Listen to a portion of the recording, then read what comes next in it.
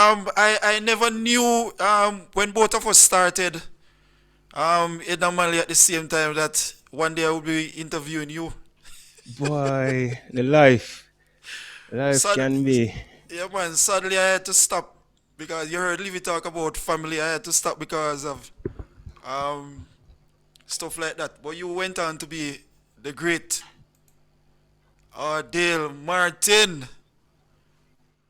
So them say, Adele, Adele, man. That's Yo, All right, Adele. boss. all right. So Audale, Yeah, man. tell us who is Audale Martin? Well, I see from music standpoint, I started playing music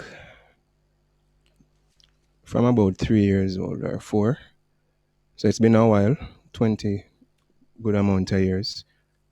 Um, I started professional classes, yeah, about age four.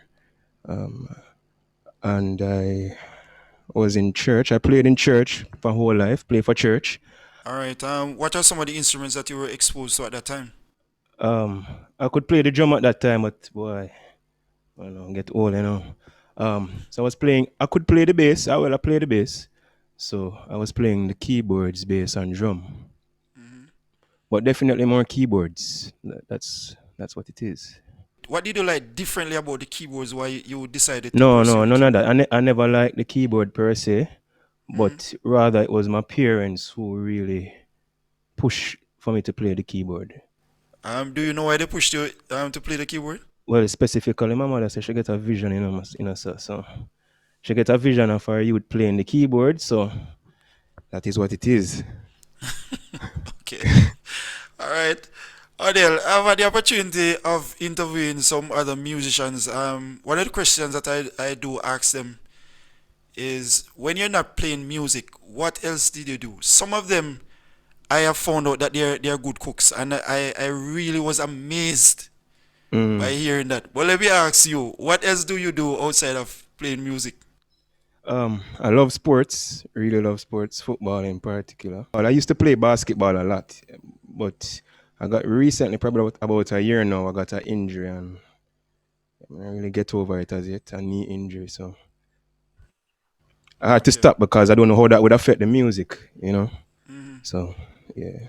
All right. So how involved were you in high school in music? Were you involved in JCDC and all those type of things? Well, no, I wasn't in JCDC at that time while I was in high school. It was after I left Edna Manley, and I was a teacher at a school, and Hmm. I also entered the JCDC festival for myself. Okay. Um, yeah, so that was in 2019, and I won a couple stuff, a couple medals, a couple trophies, and that kind Okay. of thing. Yeah. All right. Awesome. All right. So in developing your style, who are some of the persons who have sort of influenced you? A couple locally. Um, you have people like Yellow, Chris Wright. Um, Probably some bass players, and so I don't really just listen to keyboard players, but Hmm. those two major persons, Yellow and Chris Wright. Um, I John Williams, my tutor, was a very influential person for me.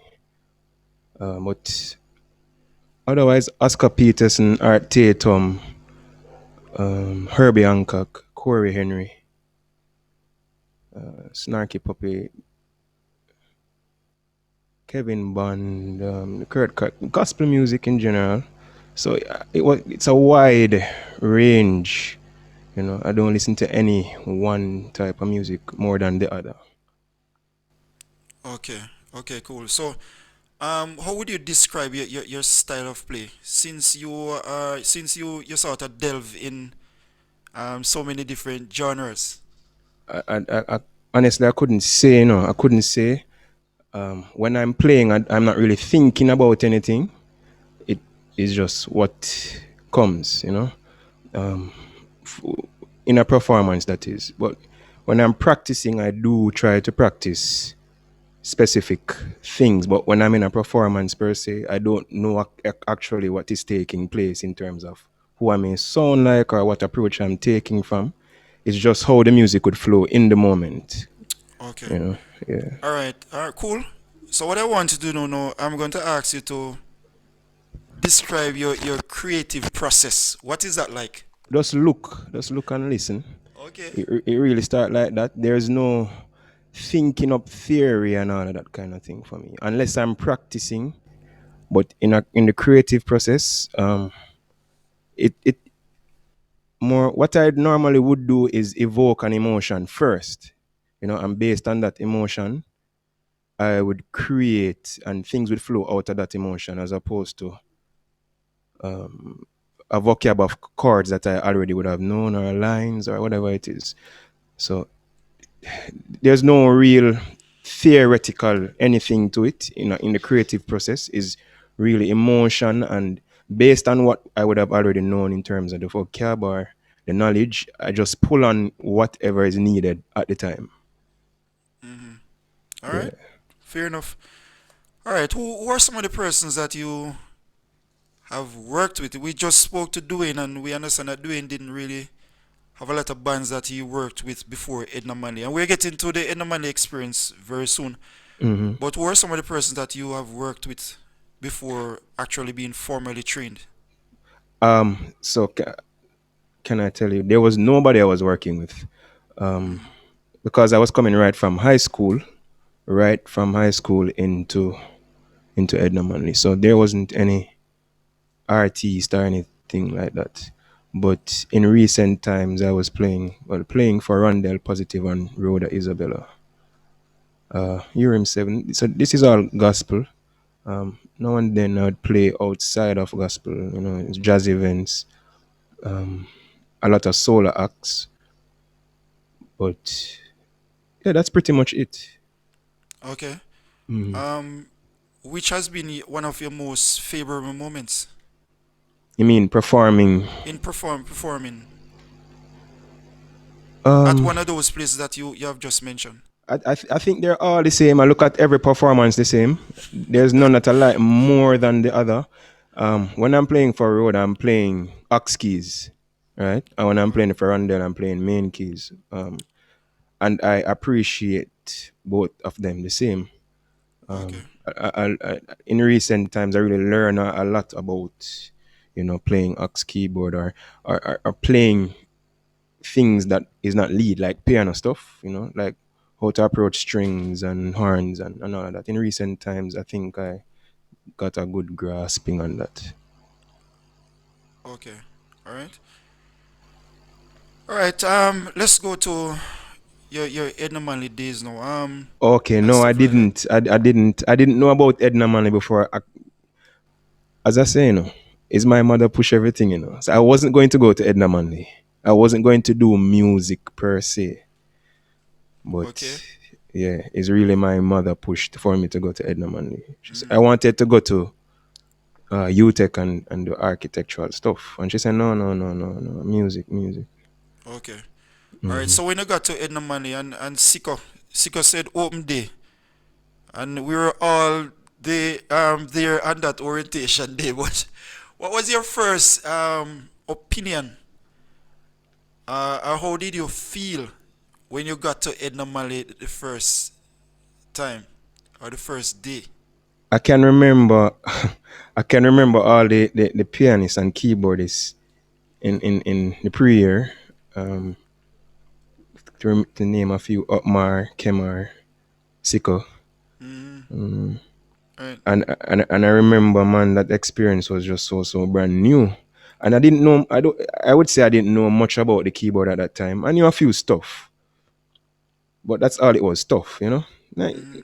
a few lines and swat some lines and all that. But there was this virgin man, Kemar was amazing, and Yes, man. him used to go on like him can't play until you actually hear him Yeah, play. what so? Jesus. Yeah, man. Where's Cameron now? Have you heard from him? I think he's overseas. Oh, he went overseas. Yeah, man, I think he's overseas. Okay. And I, I, Kemar was one of my major inspiration back in PQ and I believe first year. I don't remember if we were at first year, but definitely PQ. Yeah, man. Kemar was one of the reasons. Nobody wouldn't know. Kemar is one of the reasons why I started to practice a lot. Because I say, hey, you tell us ridiculous. Like this don't make no sense. You I know? remember So I remember when he started to drop those Thai tribute stuff, and yeah. nobody knew where that came from. You remember that time? Yeah, man, remember, man. Yeah, man. I think Kimara was, he was a good influence on most of us. Apart from that, I wanted to tell us some of your best moments and some of your worst moments at Enamali. Yeah, man. Edna Manley. Edna Manley. Edna Manley. Uh, Edna Manley really, and not just the school teaching, but Edna Manley really developed me to a large extent in terms of the atmosphere itself is very busy with music, you know. The atmosphere was like that, and so there's always learning every day. Always in the practice room, especially in PQ. PQ was one of my years of a lot of practicing. I used to practice 10, 12 hours a day.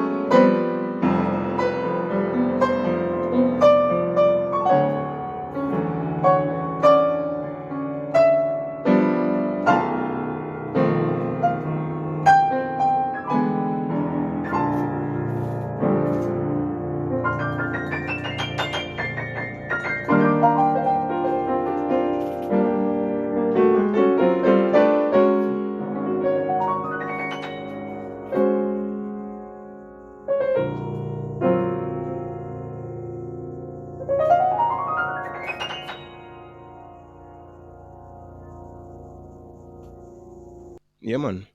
So in PQ school, I don't know if it's the same, but school finished somewhere about 12 or 1 p.m. the latest, and then from 1 p.m. back to 12 p.m. midnight rather, and then walk go home.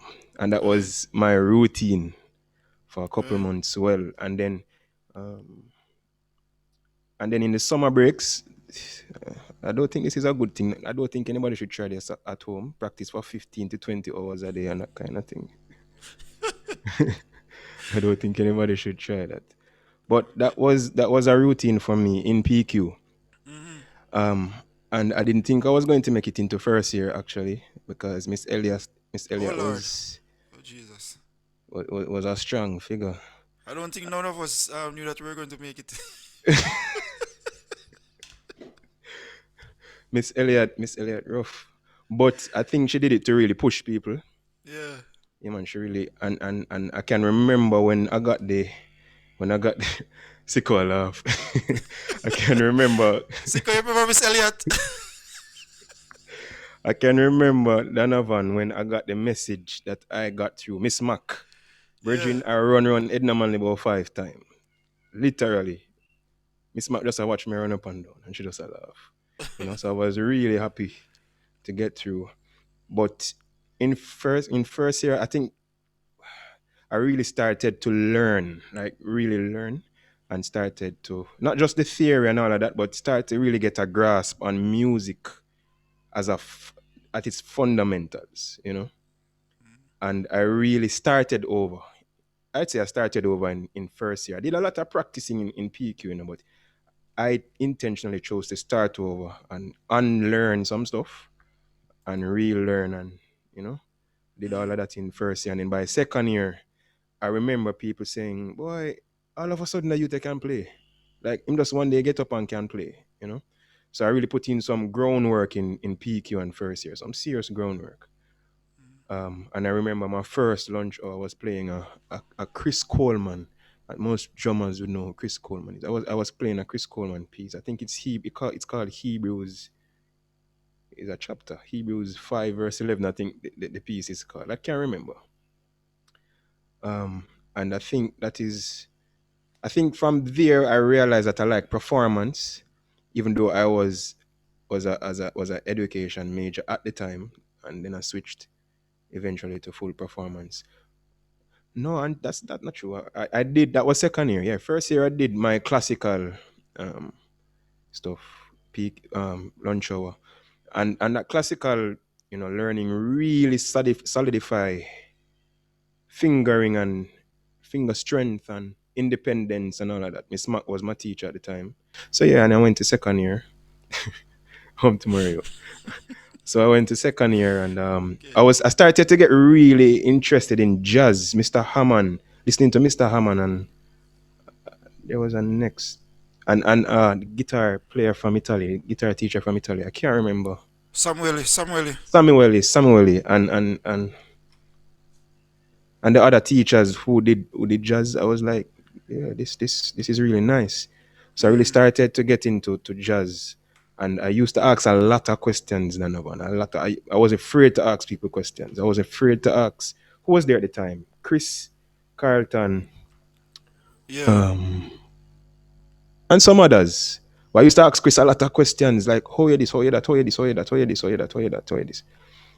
And then I started to realize that one of the most important things you could ever do as a musician is to imitate other musicians until you come to an understanding, or you can create back a sound, or you can create your own sound, or you can you get vast with the knowledge. So I did imitate a lot of stuff, Mm, um, and I switched from we call it music education to performance in between second and third year. Second and third into third year, I did a lot of practicing. When I say a lot of practicing, and my brain was just now opening up to the music. And then my third year show came up, and I had a lunch hour before that. And I played my version of a whole new world. And in breaking down my thing, that there was my first, I would say my first solo performance, even though I did some classical solo stuff, but this was my own, making my own brain. And basically from that, it just soared. Um, okay. mhm, Ardell, I know a lot of guys here would not have done their final year show as yet. mhm. So I'm gonna ask you, how do you prepare? All right, I let me would tell ask you them on another. them. How do you attempt to I can prepare for tell. a final year I show? will tell the guys, whoever in here have to do. Just listen to your tutor and do exactly what the Mm, tutor say you must do. So normally, what should happen is you prepare. I suppose 3 months in advance, or 2 months, or a good amount of weeks. My third year show with a full band rehearsal for the first time was the night before the show. What I would normally do is see piece of the band. So one day with the drummer, and then one day with second keys, or one day with bassy, that kind of thing. One day with Hector, just work out the farm. Hector. But yeah, but there were some good musicians, Dale Aslam on the third year show, Dale Aslam, Hector, um, yeah, Anthony, and who was it play? Can't remember right now. I think Jordan played at a point. So I had some good musicians working with, so I wasn't too worried about anything, and and frankly, I knew what I was able to do, on spot.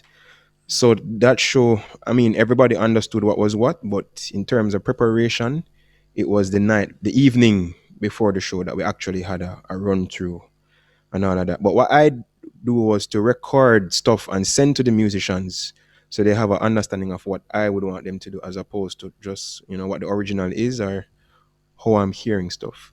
My fourth year show was worse. It was 1 o'clock the morning, AM, 1 a.m. The day of the show. That I actually had full a full rehearsal, and that show was fun, Donovan. That show was fun. That show was spontaneous. Whoever was there can tell you. Um, and I got a good deal of applause and good comments from the tutors. Um, so it was, and I got a good grade for that show, matter of fact. So it it worked out, but I wouldn't tell anybody to do that. I wouldn't tell anybody to do that because it depends on your mental structure. It depends on how rigid you are in your practicing as just by yourself, um, and how well you can lead um, what you want the other musicians to do in time at that point, right? So that was my preparation for shows. Okay, awesome. All right, so are there life after Edna Manley? Hmm. Where did life take you?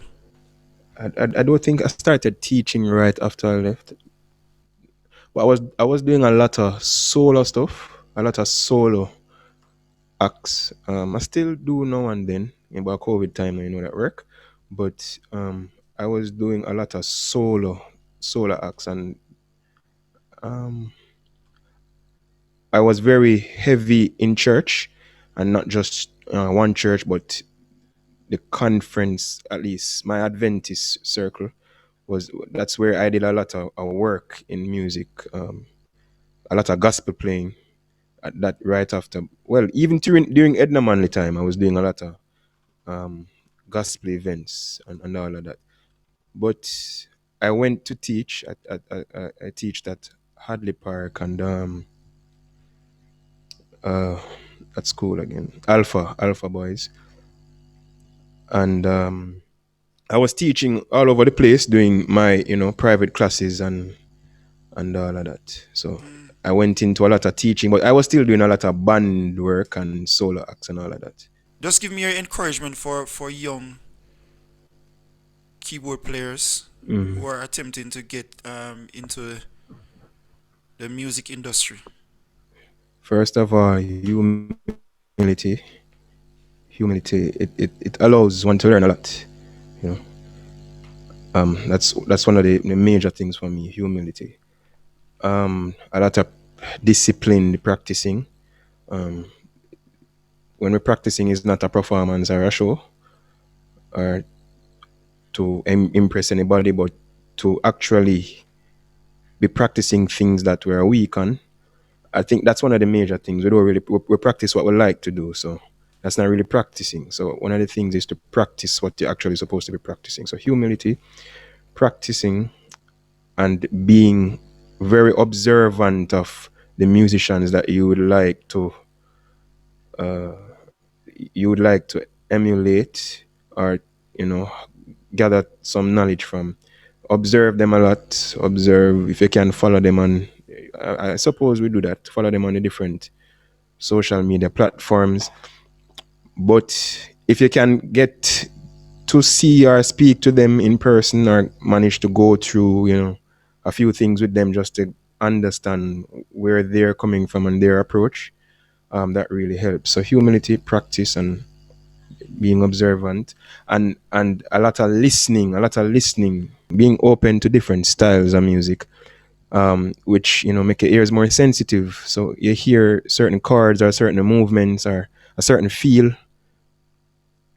I can tell you, I don't really have much, what do you call it now, theoretical study and all of that in the different fields and genres, but I I listen a lot. I listen a lot, and out of listening, that's how I learn. I don't actually. What Edamale did for me was to teach me fundamental theory, from classical to jazz theory. But then I did my own. Mr. Hammond would always encourage us to do that. Um, you get all of this, stuff, but what are you going to do with it? I remember in a master class, Mr. Hammond said, "You don't want to hear nobody call Oscar Peterson name because they not practice. So don't call Oscar Peterson name." And that really, stuck. It stick with me. And I said, probably me need to practice some Oscar Peterson so I can call him name. And I did. I did that. And I out of that, I learned that, yeah, you're really supposed to be practicing the musicians, of the past and practicing their stuff and the musicians that are current now because, the music always evolving and all of that. So that's what I would say to musicians. keyboardist and pianist. Awesome. Those are two different instruments, by the way. Totally two different. How a sound on a keyboard is not the way a sound on a piano. Completely different, in my view. Two different instruments. Let's get some contact from you at this time. How can we reach to Audale Martin Um, in social media, wherever? yeah, Instagram and Facebook. That's what I really use right now. Instagram, Facebook, and I suppose people could ask for my number off air or so. All right, Mr. Martin, it was a pleasure Hmm. speaking to you for the very few minutes on the Music Hacks Network.